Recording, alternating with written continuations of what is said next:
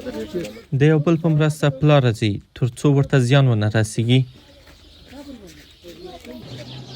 دوی د یوې کورنۍ غړي دي خو ټول د سترګو د لید له سختو ستونزو سره مخ دي.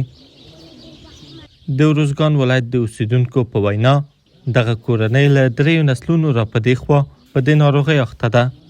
د سترګو مشکل لري، بارونو خلک ورته ګاډې زیري و ازاري تر لاسې نیولي، یو په یوه نامه په بل نامه ورته وایي، بار د اعصاب مشکل ورسره پیدا کړي، نور عصبي مشکل نه لري.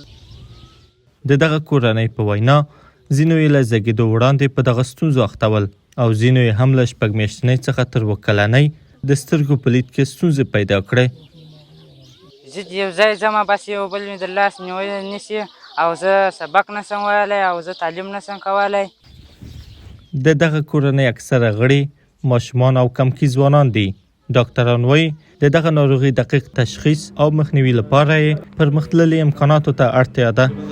تاریخچه چې موږ واخیستله او دوی چې دا کوم لکه معلومات هم حاصل کړه، دا داسې کنجنټل افات دي یا په عام اصطلاح لکه ولادي افات دي، یعنی کله چې ماشوم د مور په نس کې په دغه وخت کې دا مشکلات پیدا کوي، تقریبا 120 نفره دي.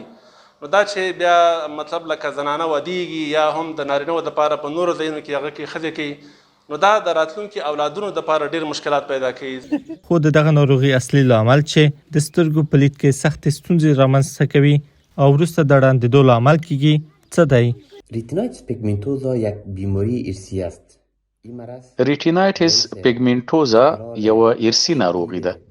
دغه ناروغي د سترګو په لید کې سخت ستونزې پیدا کوي. په لومړیو پړاوونو کې ناروغ د شپې لخوا له ستونزو سره مخ کیږي او د ناروغۍ په پرمختګ سره د ناروغ لید سخت کمیدای شي. د دغه کورنۍ اقتصاد کمزوری دی. دوی له نن څخه زیات د خپل راتلونکي نسل په تړاو اندېښمن دي. تقریبا اوس په دا 3 پړاوه کې یعنې تقریبا 100 کسانان ته اوس رسېدلي، نو آینده چې دی آینده هم نه رامعلومېږي چې آیا 200 ته څو 1000 ته به څو. نو زموږ د مسؤلینو څخه دغه غوښتنه ده چې د دغه معیوبینو سره یو څه کومک وکړي، که خیریه مؤسسه ده، که حکومت دی، که هر دولت دی. دوی وایي د ورځني کارونو د ترسره کولو لپاره خلکو ته محتاجه دي. هغه سخت وضعیت چې زغمل یې وسه غواړي.